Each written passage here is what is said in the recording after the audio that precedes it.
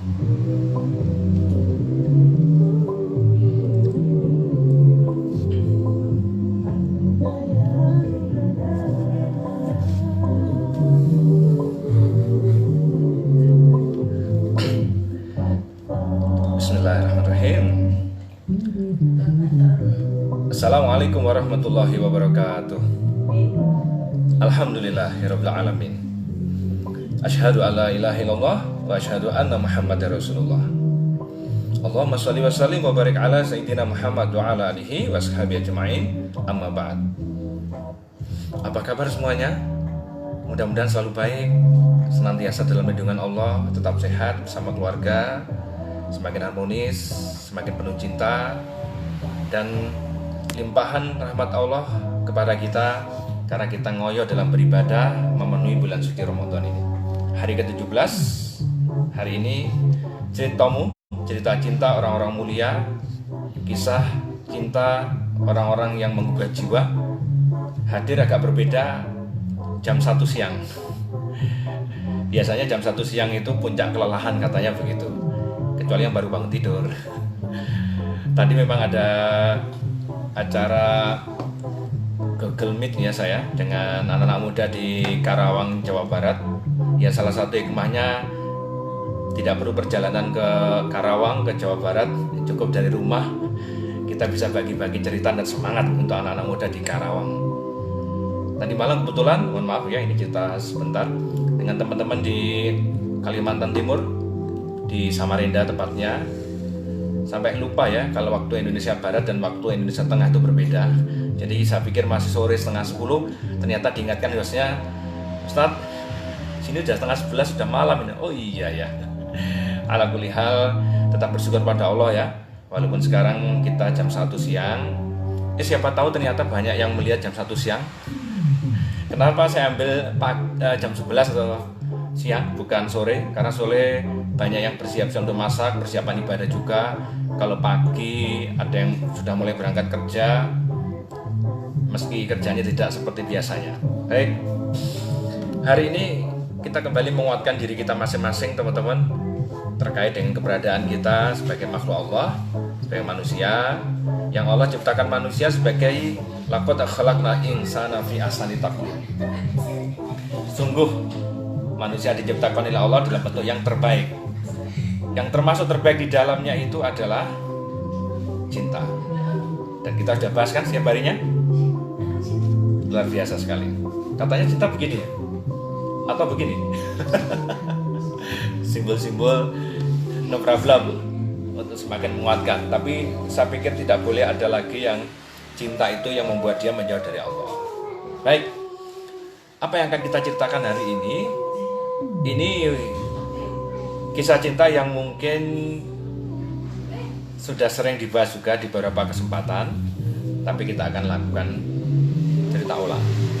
Masih ingat ketika lagi-lagi saya bercerita manusia luar biasa ini, Umar ibn Khattab, dengan segala ketegasannya, dengan segala keberaniannya, tapi masalah cinta dan hati lembut sekali. Waktu itu putrinya Hafsah binti Umar bin Khattab barusan meninggal oleh suaminya Ibnu Huzaifah, Allah alam. Umar sebagai seorang bapak tentu sedih melihat putrinya dalam keadaan menjanda karena meninggal oleh suaminya. Maka sebagai seorang tua yang cinta kepada anaknya, cinta karena Allah, tentu berusaha keras untuk mencarikan teman lagi, pendamping lagi, suami lagi bagi anaknya. Maka yang pertama kali didatangi adalah sahabat Utsman bin Affan, yang pada waktu itu Utsman posisi juga barusan meninggal oleh istrinya.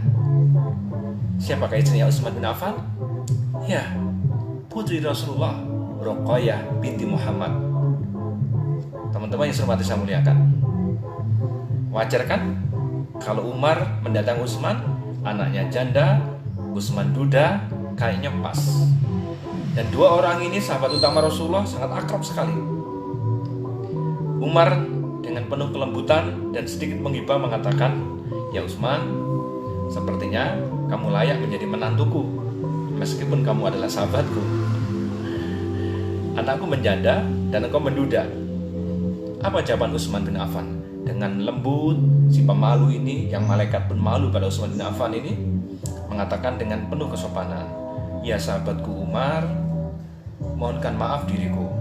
Aku memang menduda, tapi aku masih bersedih kehilangan istriku, putri Rasulullah, Ruqayyah binti Muhammad. Aku saat ini belum siap untuk menikah lagi. Jawaban Utsman yang lembut membuat Umar bisa menerima. Cintanya tinggi kepada anaknya, cintanya kepada Utsman sebagai sahabatnya, dan semuanya atas nama Allah.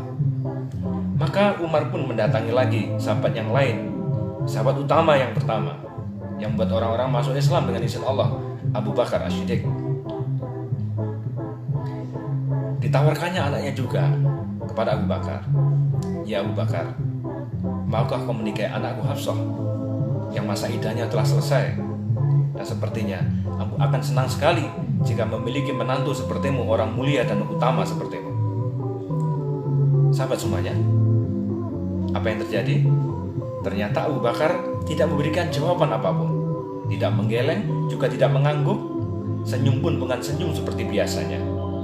Tentu saja Umar kecewa. Kecewa berat dengan Abu Bakar yang tidak kunjung untuk memberikan jawabannya. Menerimakah atau menolakkah? Maka kekecewaan Umar bin Khattab ini, Masya Allah ya, suatu kekecewaan sebagai seorang bapak yang manusiawi sekali pada sahabatnya yang mestinya boloplek. Itu pendapatnya Umar.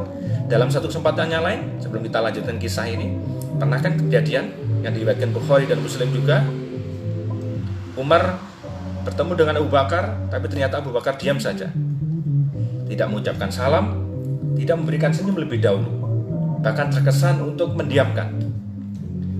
Umar yang punya perasaan lembut bertanya-tanya dalam hati, ada apa dengan Abu Bakar? Kenapa saya dicuekin?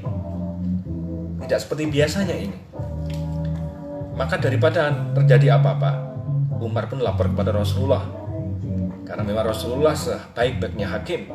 Karena Rasulullah memang seorang nabi dan rasul yang akan memutuskan segala perkara dengan penuh keadilan atas dasar wahyu, bukan nafsu. Maka diceritakanlah kepada Rasulullah tentang kondisi yang dialami Umar bin Khattab. Maka Abu Bakar pun dipanggil oleh Rasulullah. Begitu ditanya tentang kasus yang terjadi, kenapa kamu seperti mencuekin Umar? Kenapa kamu seperti agak menghindar dengan Umar? Abu Bakar menjawab dengan spektakuler.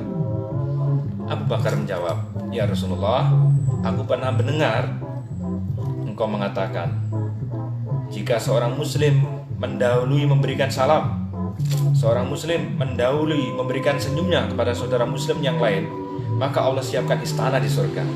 Ya Rasulullah, aku ingin Umar yang mendapatkan istana di surga itu dengan mengucapkan salam dan senyumnya dulu kepadaku. Teman-teman, indah sekali kan endingnya. Kita tahu Abu Bakar mesti paling dahulu dalam kebaikan, selalu paling dahulu. Tapi saat bertemu Umar waktu itu, Abu Bakar tidak melakukannya. Umar pun heran, biasanya selalu paling dahulu kebaikan, tapi kok begini? Ternyata jawaban Abu Bakar luar biasa, teman-teman, bahwa aku ingin istana surga itu untuk saudaraku Umar. Umar menangis, merangkul Abu Bakar, dan kemudian minta maaf yang besar-besar-besarnya. Inilah, hal ini terjadi lagi. Akhirnya terjadi lagi kasus masalah permintaan Umar agar menikah anaknya kepada Abu Bakar. Ternyata Abu Bakar tidak menjawab juga. Maka datanglah kepada Rasulullah dan diceritakan semuanya. Apa kata Rasulullah? Rasulullah tersenyum dan mengatakan, ya Umar, aku bisa memahami sikap Abu Bakar. Aku juga bisa menerima sikap Utsman bin Affan. Sementara anakmu Hafsah, dia ditolak oleh Utsman karena Utsman belum siap dan Abu Bakar tidak mengiyakan. Ketahuilah Umar bahwa Hafsah akan mendapatkan suami yang lebih baik dari Utsman. Sementara Utsman akan mendapatkan istri yang lebih baik daripada Hafsah. Umar keheranan, ya Rasulullah, adakah laki-laki yang lebih baik daripada Utsman? Abu Bakar sementara tidak mau. Dan mungkinkah Utsman akan menikah dengan seorang istri yang lebih baik daripada anakku Hafsah? Rasulullah tersenyum dan mengatakan, Ya Utsman, ya Umar, anakmu Hafsah akan menikah dengan aku.